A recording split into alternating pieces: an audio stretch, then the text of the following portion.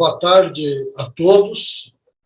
Sou o engenheiro Gilberto Campos, secretário de Relações Institucionais do Conselho Regional de Engenharia e Agronomia do Distrito Federal. Inicialmente, gostaríamos de solicitar aos presentes que façam a inscrição no evento no Simpla. O link será disponibilizado no chat para que possamos, posteriormente, encaminhar o certificado de participação. Aos que já fizeram, desconsidere esta mensagem. Informamos que, durante a palestra, os senhores poderão fazer perguntas pelo chat e, logo após o término da palestra, o palestrante responderá as perguntas de acordo com o tempo disponível. Informamos também que este evento está sendo gravado e, posteriormente, ficará disponível no YouTube, no canal CREA-DF. É com muita alegria que o CREA-DF hoje, no projeto Aprimora Mais, Aperfeiçoamento Profissional, em comemoração ao Dia do Engenheiro Civil, ao Dia da Construção Civil e também do Dia do Patrono da Engenharia Civil, Santo Antônio de Santana Galvão, Frei Galvão, que é celebrado no dia 25 de outubro.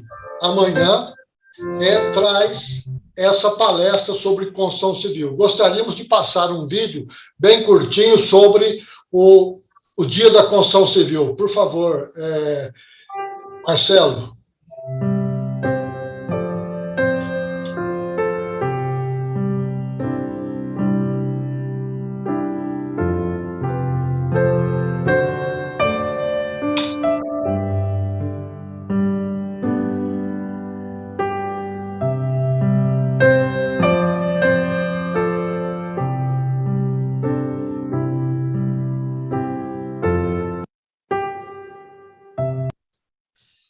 Bom, como os senhores viram, o Dia da Construção Civil dos profissionais da engenharia civil é instituído por lei que foi promulgada no ano de 2016.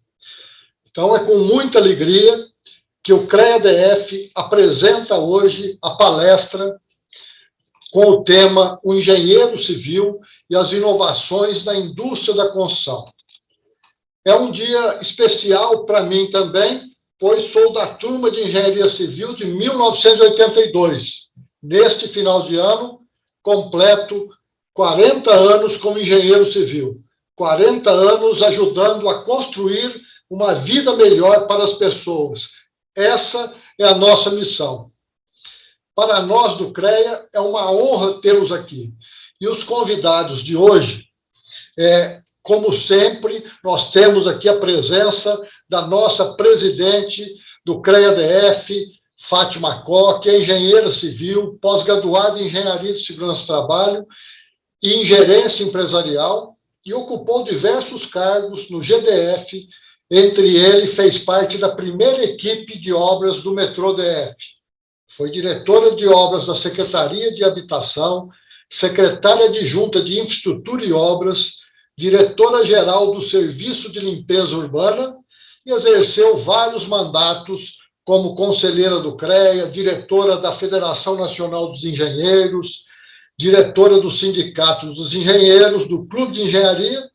Em 1997, foi eleita a primeira mulher presidente do CREA-DF.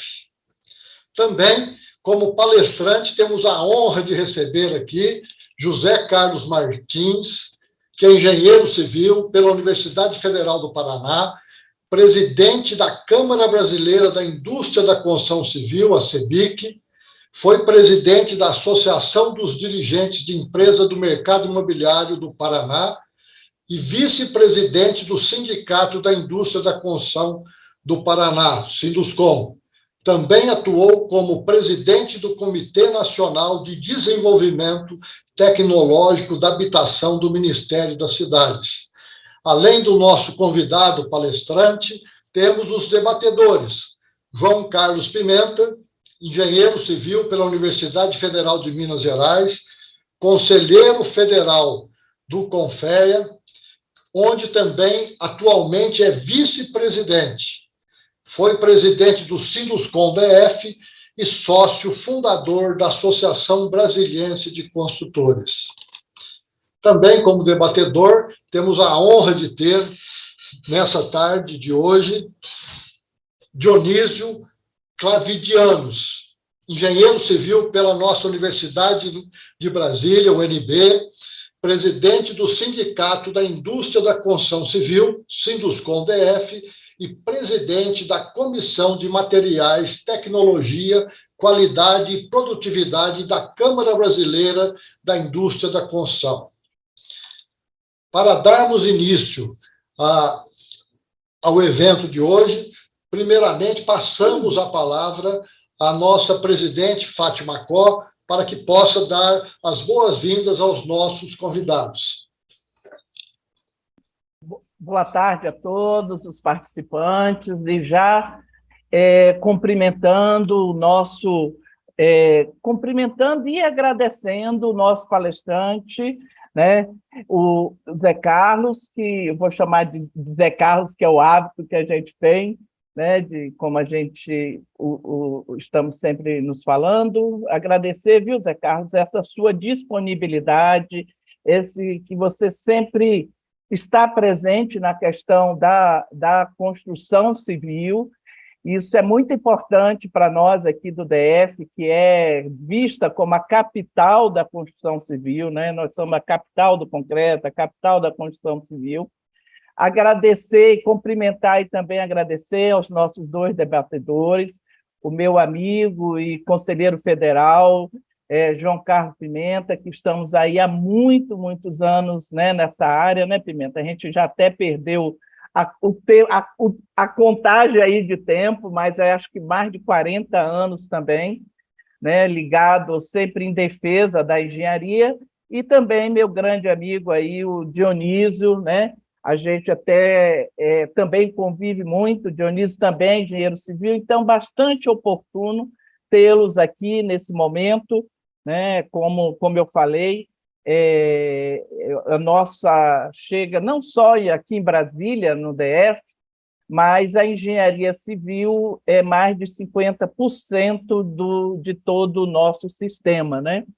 Então, não poderíamos deixar de estarmos falando da construção civil, da engenharia civil, na oportunidade que amanhã, 25 de outubro, né, como foi colocado aí no vídeo, amanhã, 25 de outubro, estaremos comemorando o Dia do Engenheiro Civil e da Construção Civil, e esse Aprimora Mais tem essa intenção, né? Nós, do sistema Confea-CREA, abrangemos diversas profissões, né? Então, aqui a gente discute de todos os temas, né? E cada um aprimora mais, que já é um evento institucionalizado nosso aqui do CREA-DF. Cada aprimora mais a gente vai acrescentando e realmente interagindo aí com a sociedade e com nossos profissionais. Então, era nesse momento, depois no decorrer a gente vai estar falando mais alguma coisa, tentando interagir, né? Também acrescentar, mas a gente está mais querendo ouvi-los. Então, aí nisso, sejam bem-vindos e o nosso agradecimento. Obrigado, presidente Fátima Có. Dando sequência, convidamos para proferir a palestra com o tema O Engenheiro Civil e as Inovações na Indústria da Construção, o nosso presidente da CEBIC, engenheiro civil, José Carlos Martins. Por favor, José Carlos, com a palavra. Boa tarde a todos, muita honra estar com vocês aqui, do CREA-DF, do Confea, junto com meu amigo Pimenta, Dionísio, Gilberto, Fátima. Não vou enumerar todos os amigos que estão aqui presentes, senão certamente acabaria o tempo e eu não conseguiria terminar.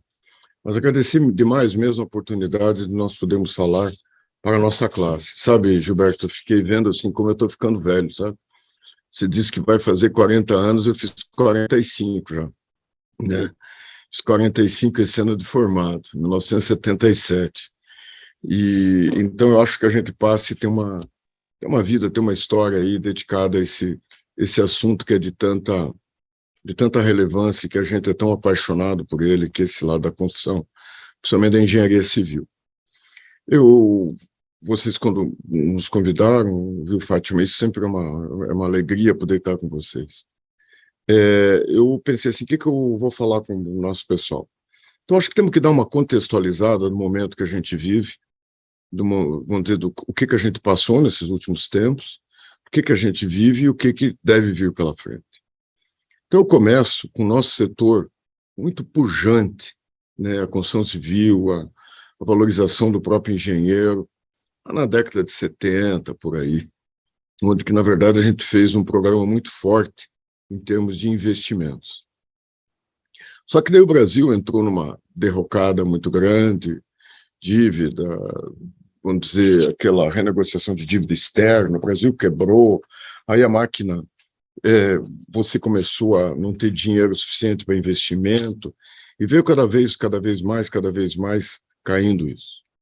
E nós chegamos num ponto que a atividade, proporcionalmente ao que a gente já foi, ela caiu demais, o volume de investimentos do Brasil caiu demais, por uma série de fatores que não cabe salientar.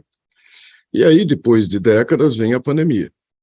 E quando vem a pandemia, as pessoas ficam em casa e elas nos dão uma lição, né? As pessoas nos dão uma lição muito forte. Ao ficar em casa, elas perceberam a importância do lar, a importância delas.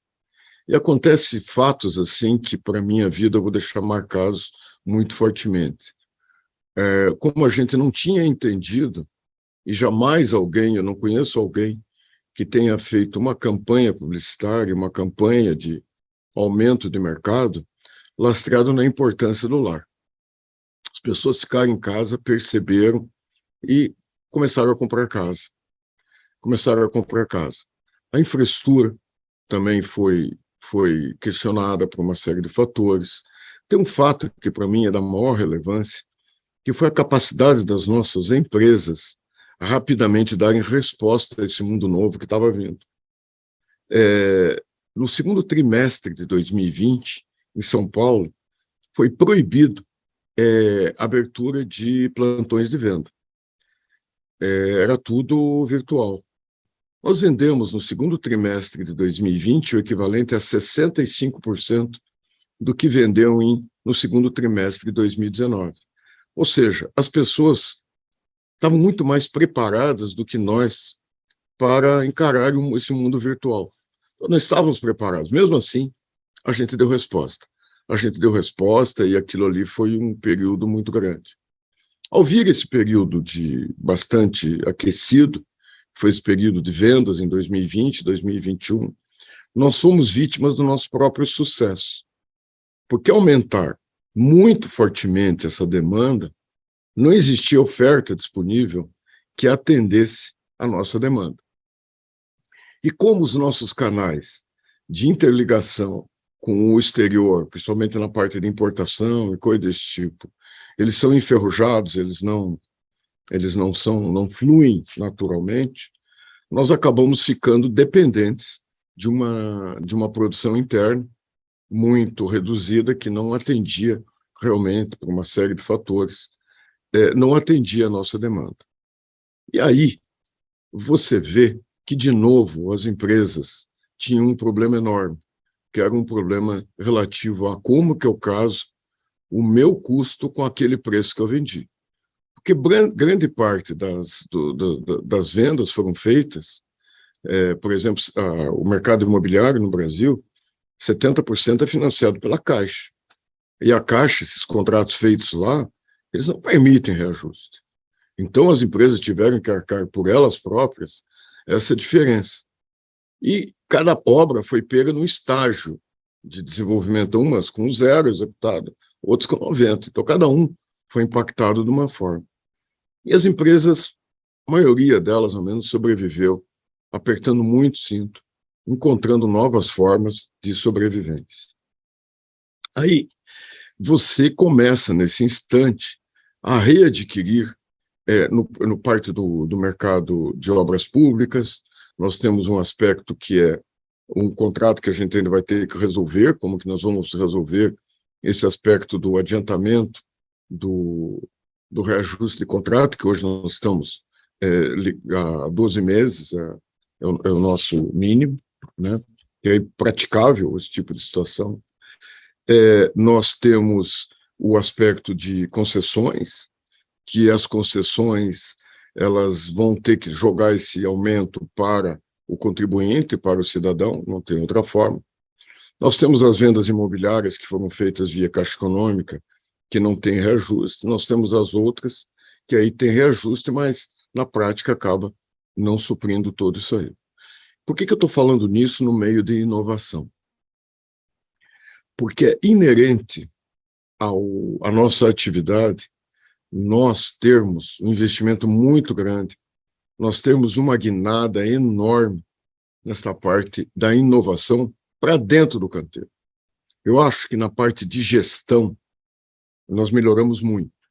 Isso que eu falei, por exemplo, da parte de digitalização das empresas, a gente fez uma pesquisa aqui, e as empresas dentro do escritório, dentro da administração, elas estão muito mais evoluídas do que dentro do canteiro de obra. Aí eu coloco um outro ponto que é fundamental em tudo isso, que é a nossa participação no PIB. A participação do PIB da construção no PIB Brasil, em 2021, foi a 2,1%. Nós já fomos 7, 8, e antes até da mudança de metodologia, chegamos a ser 13%. Mas a gente caiu demais nesses últimos tempos. A gente perdeu espaço demais, por uma série de fatores. E aí, quando a gente pega e analisa, não é possível o Brasil ter uma participação de PIB da construção 3 vezes inferior ao que tem os Estados Unidos, é 1/3.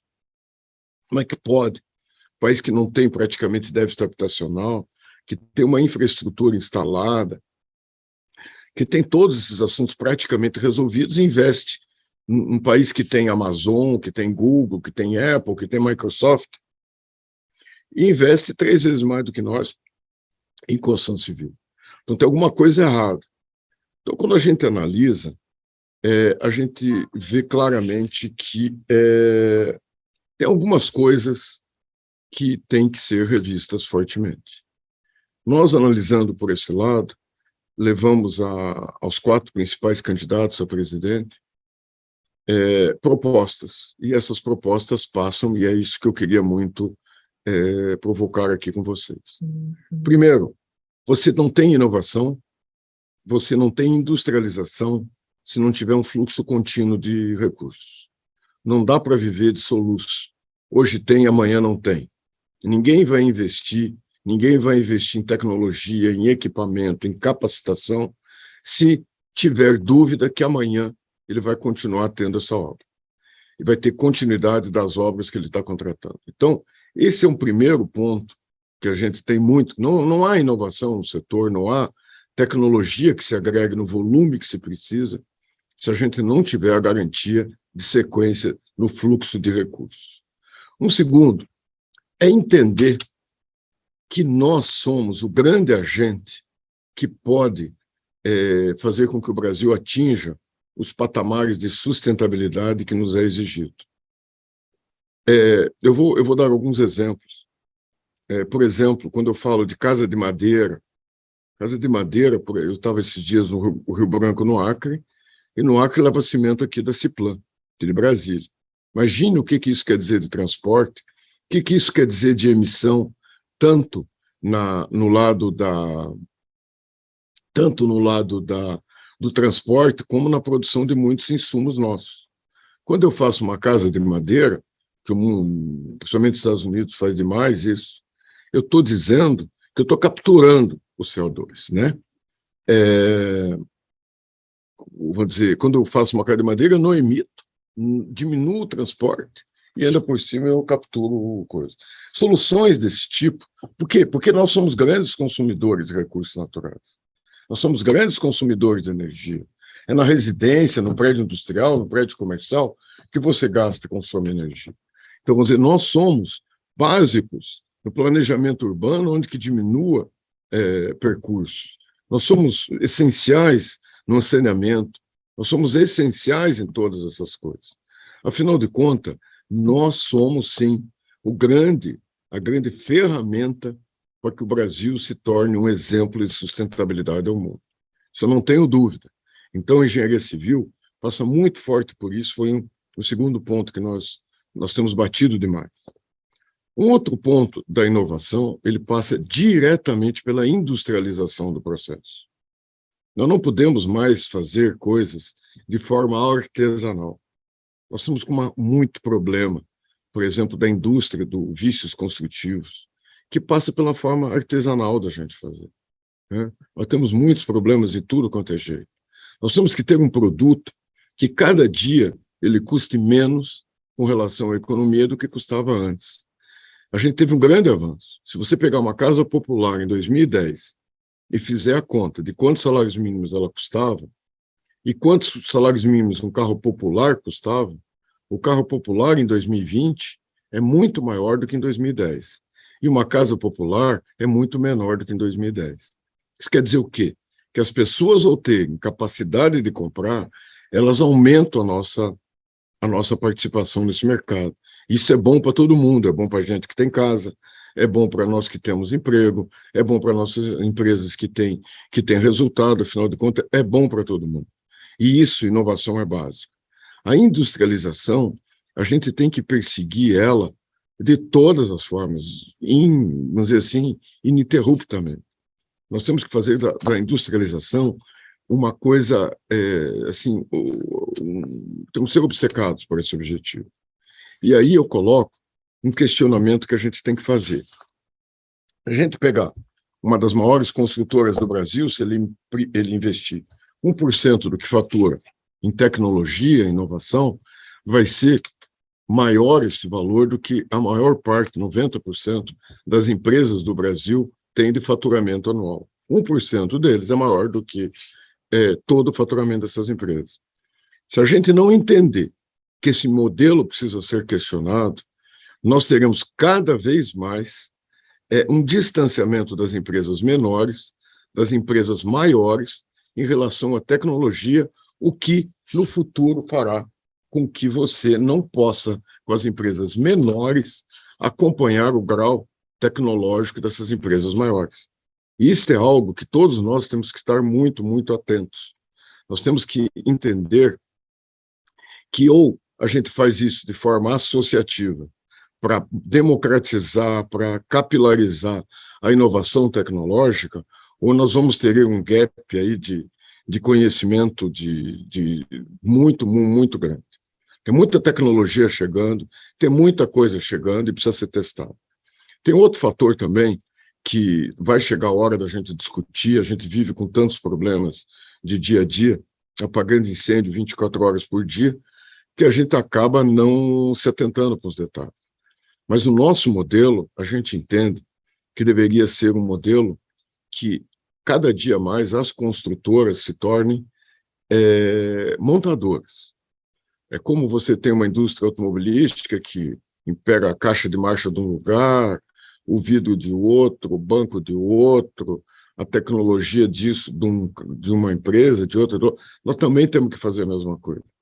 Nós temos que ser aqueles que optam pelas várias tecnologias disponíveis no mercado e façam a nossa montagem. Por quê? Porque essas empresas que são especializadas no assunto têm muito maior capacidade de fazer investimento na tecnologia daquele produto que ela faz. Nós temos que cada vez mais nos tornarmos o grande cérebro, a inteligência, de como agrega esses vários nós aí, esses vários polos, para que se junte e entregue um produto de melhor qualidade, de excelente qualidade, do melhor baixo custo, do menor custo de manutenção. Afinal de contas, todas essas coisas que a gente aprendeu desde o primeiro ano lá de Universidade de Engenharia Civil.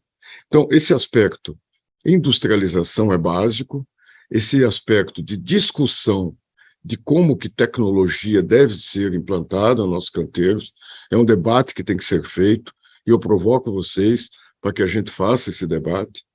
E aí, junto com isso, vem a capacitação. É muito ruim a qualidade do nosso trabalhador. Não adianta eu querer fazer uma inovação tecnológica e não ter gente que saiba operar. Infelizmente, nós somos vítimas ao longo dessas décadas, desde lá de trás do êxodo rural, que não servia para ninguém, vai para a construção civil. Não serve para ninguém, vai para a construção civil.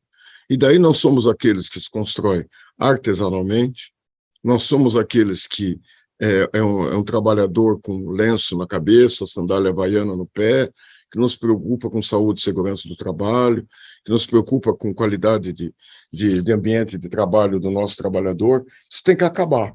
Isso tem que acabar. A gente fez, há pouco tempo, aí uma pesquisa, e 89% das empresas que responderam estavam com problemas de trabalhadores capacitados. Pedreiro, o carpinteiro, o armador, o mestre, o engenheiro que entende de obra, porque tem muito engenheiro formado, entende zero de obra, essa que é a grande verdade. Então, essa capacitação é um outro pilar básico para que a gente possa chegar no ponto da inovação.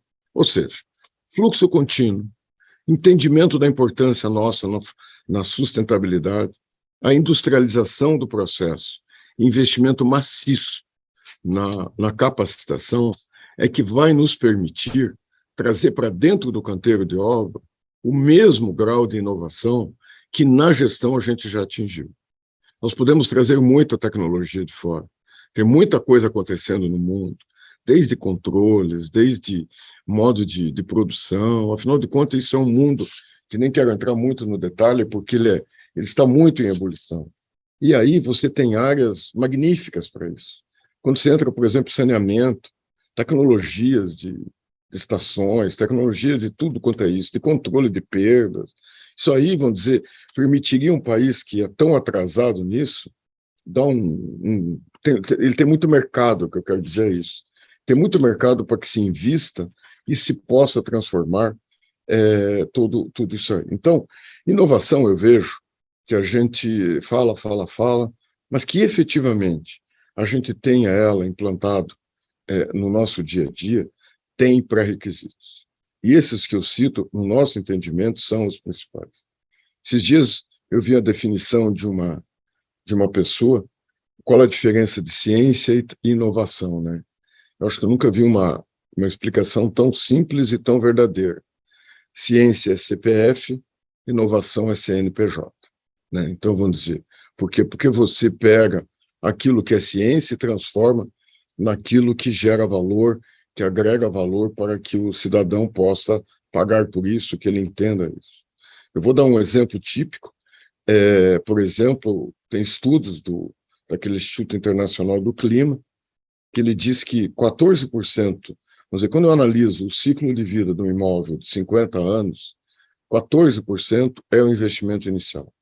O restante são reformas, são consumos, são gastos que você tem dentro de uma edificação.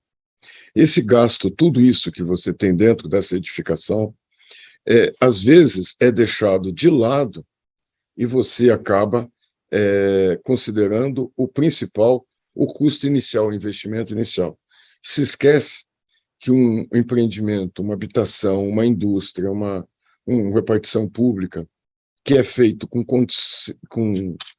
critérios de sustentabilidade, ele vai economizar energia, vai economizar água ao longo da sua vida útil, que irá pagar largamente esse investimento inicial. Por exemplo, eu tenho citado muito nos últimos tempos o caso do Procel Edifica. A gente, quando compra uma geladeira, a gente compra o ar-condicionado, a gente vai lá e olha a classificação dele A, B, C, D, E. Se o risquinho dele é vermelho, se é amarelo, se é verde, né? Só que a gente não compra a casa desse jeito. A gente não certifica a nossa casa. Portugal, hoje, um próprio imóvel usado tem que ser feito um estudo para dizer qual é o grau de eficiência energética daquele imóvel. Porque eficiência energética tem a ver com o tipo da esquadria, tem a ver com o projeto lá da insolação, ou, no caso deles, muito lá do contrário, lado que fica mais frio, por causa da calefação. Afinal de contas, você tem uma série de itens que são engenharia pura. Então, o que eu estou tentando transmitir a vocês, meus colegas, é que a gente precisa sair um pouco da nossa caixinha e entrar em outros, vamos dizer assim, em outras discussões, em outros debates, que mostrem a importância da engenharia. Para finalizar, eu quero levar para o lado da valorização da engenharia. Eu acho que valorizar a engenharia é uma obrigação nossa no dia a dia, em todos os sentidos, sabe? Eu estive agora, semana passada, a gente esteve lá em BH, fazendo evento chamado Construa Minas, aqui da CEBIC, com o Sinduscom Minas Gerais, discutindo como é que é o futuro das nossas várias atividades, como é que a gente melhor representa institucionalmente o setor. E aí, uma dos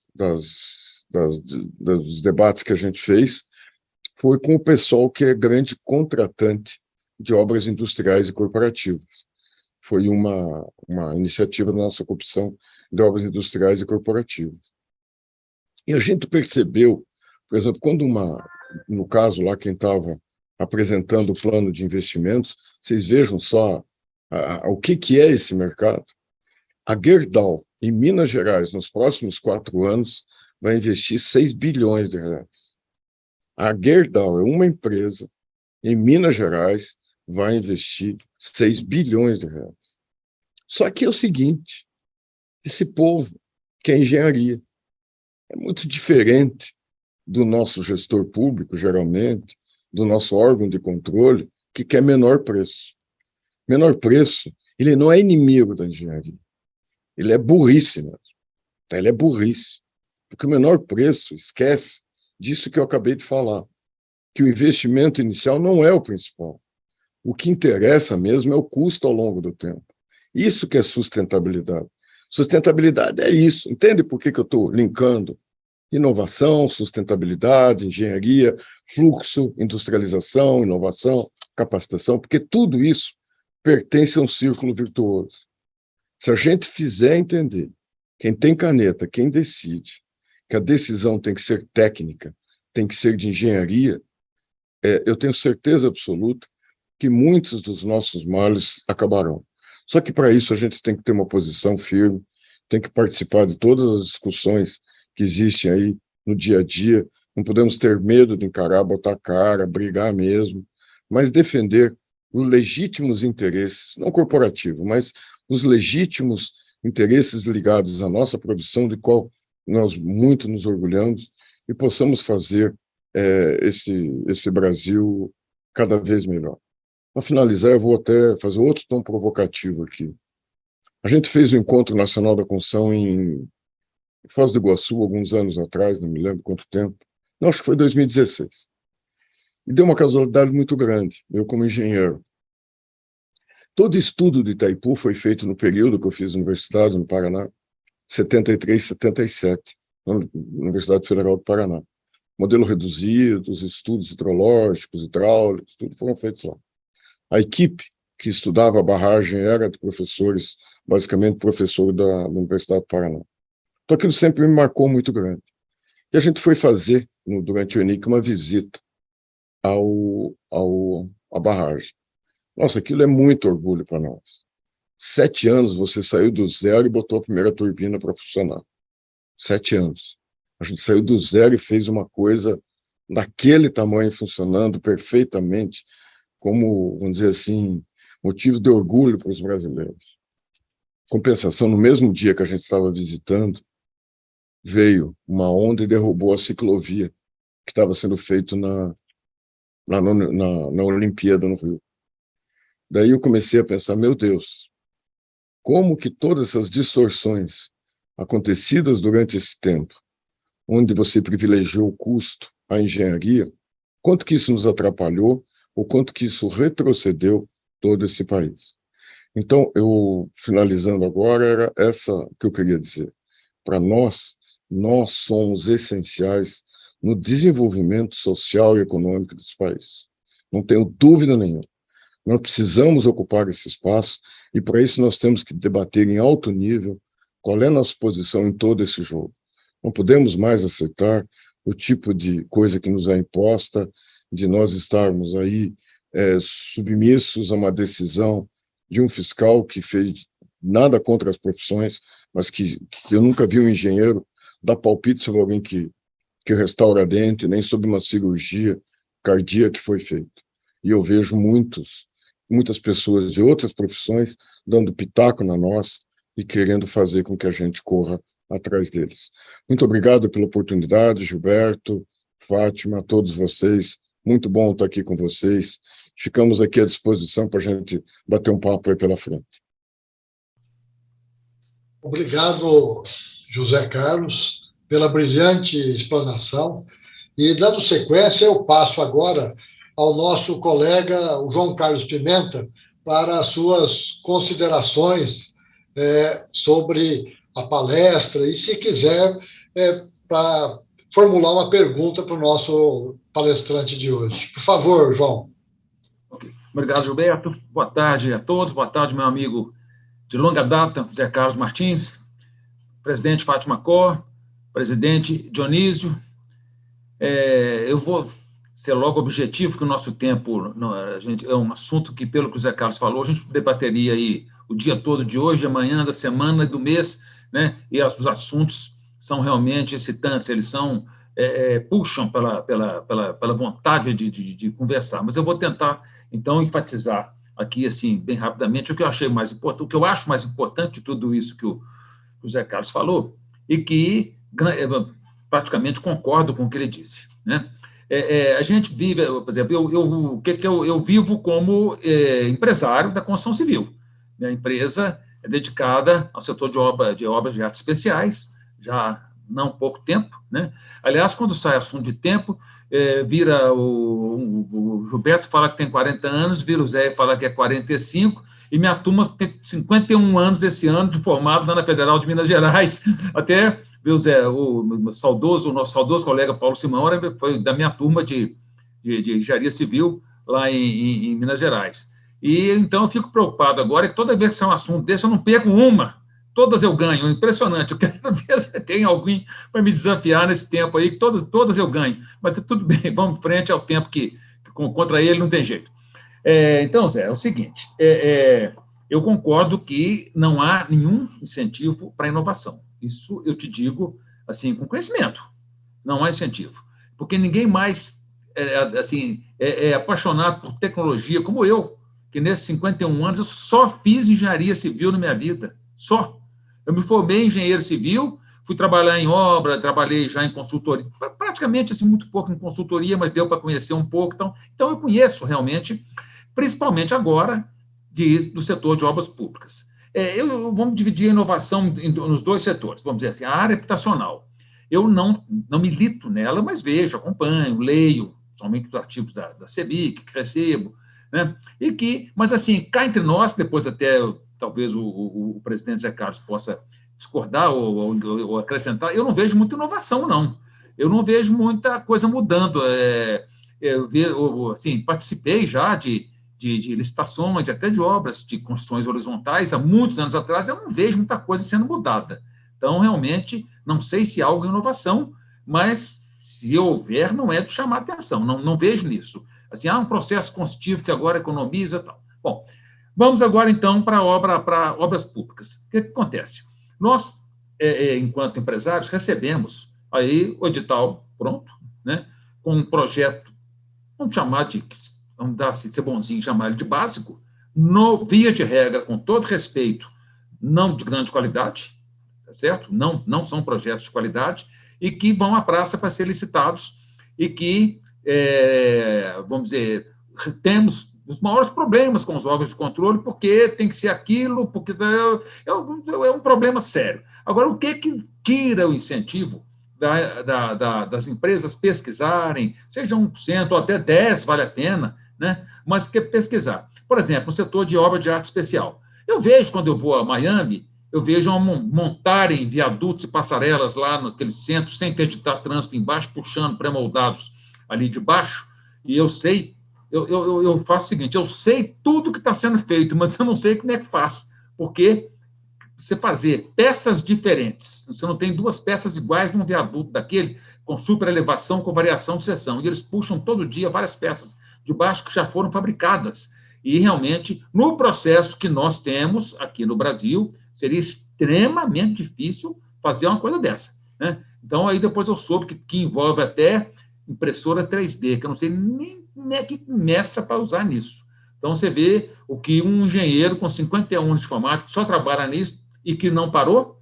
Eu continuo trabalhando, tenho um contrato de andamento, tá certo? E o pouco conhecimento que eu tenho em relação a uma cidade que, né, os brasileiros estão sempre lá, que é aqui em Miami, aqui na Flórida. Mas, o que eu digo? Eu penso, Zé Carlos, que se forçássemos mais a barra, sair desse arroz com feijão, desse projeto básico, licitação, você tem que seguir aquele projeto básico, seja ele burro ou não, você tem que fazer aquilo e tal. Por que não, vamos dizer, praticar com mais ênfase o que era, desculpa, vou usar o termo, mas assim, está parecendo outra forma, o que era o RDC-I, por exemplo, hoje está como contratação integrada, ou contratação integrada, ou semi-integrada, quer dizer, que dá margem a você estudar. Porque, por exemplo, vamos que eu vá aos Estados Unidos e realmente queira investir no que eu vejo sempre lá, e vou comprar esse equipamento, vou importar, vale a pena, porque se eu fizer 5 anos com isso, eu vou ganhar, tá? Ou vai ganhar todo mundo, porque as obras são limpas, as obras são bonitas, né, tal. Mas com que garantia que o empreiteiro de obras públicas vai investir alguma coisa se o edital vai mandar fazer igual está no projeto básico? Se não pode sair daquele arroz com feijão que está ali, que se você foge a uma composição de preço que foi feita nem por você, por alguém lá, vamos tomar depois a diferença, tá certo? A nível de superfaturamento, tal, quer dizer, então, realmente, e outra coisa, Zé, aí quem vai fazer a provocação sou eu sei que CEBIC não gosta, mas por que não desenvolver positivamente o que está na lei, que é o diálogo competitivo? Será que ele vai ser sempre ruim? Será que ele vai ter sempre problema? Eu sei que a CEBIC não gostou quando foi aprovado o diálogo competitivo, mas não seria uma forma da gente desenvolver, criar inovação, dar margem aí aos investimentos, para as pessoas trabalharem, e com isso você vai puxar qualificação de mão de obra, que você vai ser obrigado a fazer, uma coisa vai puxando a outra. Então, eu assim, acho que já falei até demais, mas é isso que, com certeza, o Zé Carlos vai completar, vai responder, né? Não fica em termos de pergunta, mas fica em termos aí de provocação, para que ele nos responda aí. Pimenta, deixa eu te dizer, você falou o que eu queria escutar. Você veja uma coisa, como o nosso setor, eu acho que até pela formação do engenheiro, ele é de uma formação, como eu te diria, assim, mais conservadora, que é bom, nós somos assim mesmo. Eu me lembro que, quando entrou a contratação integrada, a gente tentava convencer o setor que seria um bom caminho. No entanto, muitos dos nossos se puseram contra. A gente teve que ter um posicionamento, porque a gente tem que atender a base, até contra a minha vontade pessoal, de ir contra a contratação integrada. Porque eu acho que, não sei se exatamente a contratação integrada, diálogo competitivo, todas essas coisas, sabe, Pimenta? Eu acho que a gente tem que entender que são instrumentos que evoluem a inovação conosco. Eu imagino, um dia eu conversando com um auditor lá do Tribunal de Contas, eu disse assim, você já imaginou se o teu celular fosse pago por preço unitário? Aquele tijolão, nem teria existido nem o tijolão lá de trás, tá certo? Porque o que estimula a inovação é o ganho, é óbvio. Você não vai entrar, vamos dizer assim, eu entendo que o órgão tem que dizer que ele está disposto a pagar tanto, de acordo com o jeito que ele quiser fazer, o jeito que ele quiser fazer. Quem tiver preço entra, mas faz do jeito que quiser, certo? Eu acho que, vamos dizer, você tem que atender a qualidade, a segurança, a estética, tudo aquilo que está ali dentro, que é o pré-requisito para a coisa. Mas depois, a tua criatividade, se você vai fazer num vão de 120 metros, um vão de 120, 2 de 60, 3 de 40, isso é um problema teu, pô. Sabe? Vamos dizer assim, de que é que atenda melhor todos esses pontos. Então, existem alguns vícios, que eu digo, que nós temos que rever, entendeu? Nós temos que inovar começando pela nossa cabeça. Eu acho que a gente tem que estar aberto a esse tipo de coisa, sabe, Pimenta? Concordo totalmente com você. O problema da industrialização chama-se tributação. Chama-se tributação. Né? E é esse que é o nosso problema. Se você faz no canteiro, você não paga ICMS. Se você traz do outro lado da rua, você paga 17%. Então, você tem que ter um ganho de produtividade de 17% para zerar a começar a ter interesse. Então, por mais que você ganhe de outras formas, em prazo e coisa e tal, medição, por exemplo, o cara vai medir lá no teu fabricante, não é isso? Pô, então, como é que a gente faz esse tipo de coisa? Eu acho que a gente tem que pegar essas bandeiras, viu, Pimenta? Por mais que alguns nossos sejam contra, mas tem que peitar e levar em frente, senão a gente não vai conseguir evoluir. Ok. Só fazendo uma pequena tréplica, essa reação natural que eu sei que chegou na CEBIC, que realmente pode ser considerada uma base, é que ficam achando, assim, o brasileiro tem essa mania de achar que está fazendo porque o outro vai ser mais sabido que ele, vai passar ele para trás. É isso, que tem que fazer uma cultura, colocar uma cultura de que, por exemplo, todo mundo achava que o RDCI, não, quem tiver com muita firma de projeto do lado dela, quem tiver... Não, mas peraí, então vamos morrer com a coisa que faz 100 anos, né, que nunca mudou. Quer dizer, então eu acho que realmente, eu entendo esse lado, das pressões que chegaram lá na CEBIC contra a RDCI, que continua com a mesma coisa nessa nova lei, que vai entrar em vigor agora em abril totalmente, né, que ela já está em vigor, mas vai ser só ela, Sim, né, 14.103. Fica obrigatória, né? É o uso obrigatório dela, que também está previsto lá, ele chama de contratação semi-integrada ou integrada ou semi-integrada. Né? Pimenta, você quer ver uma outra coisa que, vamos dizer, totalmente contra a engenharia? É o pregão, né? O pregão distorce totalmente o objetivo de fazer engenharia, fazer menor preço, aquilo que eu falei. Enquanto que a gente não mostrar que a sustentabilidade manda fazer o melhor projeto, que tenha menos consumo futuro, nós vamos estar na mão do pregão, porque é o menor preço. Que é uma burrice. A gente não compra as coisas para nós pelo menor preço, a gente compra pelo melhor preço. Eu acho que a gente não devia desanimar, Zé Carlos, não, mas isso não faz parte da nossa vida. Não, e derrubar aquele artigo, se eu não me engano, é 55, 56, que transformou tudo, cá entre nós, está transformando tudo em pregão, né? Se você claro, isso é absurdo. Então foi um retrocesso enorme, infelizmente, né? Mas acho que a gente tem a obrigação de querer derrubar ele. Ok. Ok. Dando sequência, eu gostaria que aqueles que quiserem e puderem ligar o vídeo, que o fizessem agora, porque nossa assessoria de comunicação está coletando imagens para que, posteriormente, ela possa publicar matérias sobre esse evento nossos canais de comunicação. Então, aqueles que puderem e quiserem, por favor, abram os vídeos. Dando sequência, eu gostaria de convidar agora para os seus comentários e as suas ponderações o nosso engenheiro civil também, Dionísio, presidente do Sinduscom DF. Por favor, Dionísio, suas considerações. Boa tarde a todos, parabéns a todos os engenheiros aqui e engenheiras pelo Dia do Construtor e também aqueles que estão, né, nessa mistura toda, porque é o Dia da Construção, e para construção dar certo não precisa, não necessário apenas engenheiro, é necessário uma gama de outros profissionais com categoria, enfim, com especialização, com capacidade.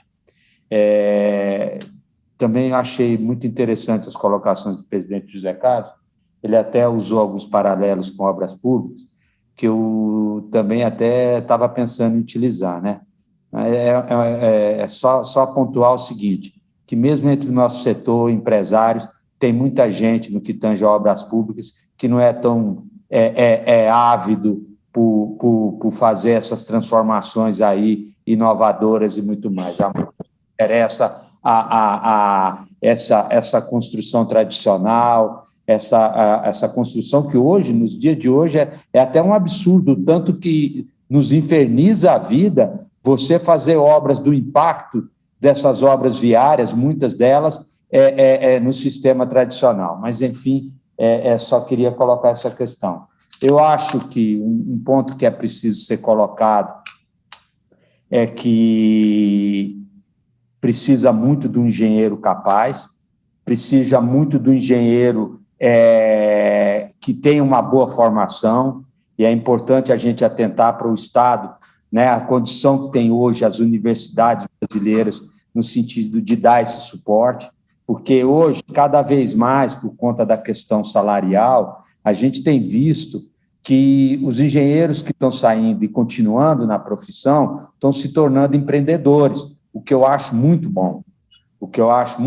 Porque eles montam a sua empresa, vão empreender, vão participar aí da cadeia da construção, se tornar parceiros de grandes incorporadoras ou de grandes empresas de infraestrutura, para que possam, nessas áreas antecessores ao processo construtivo, projetos, notadamente, possam atuar em algum serviço específico.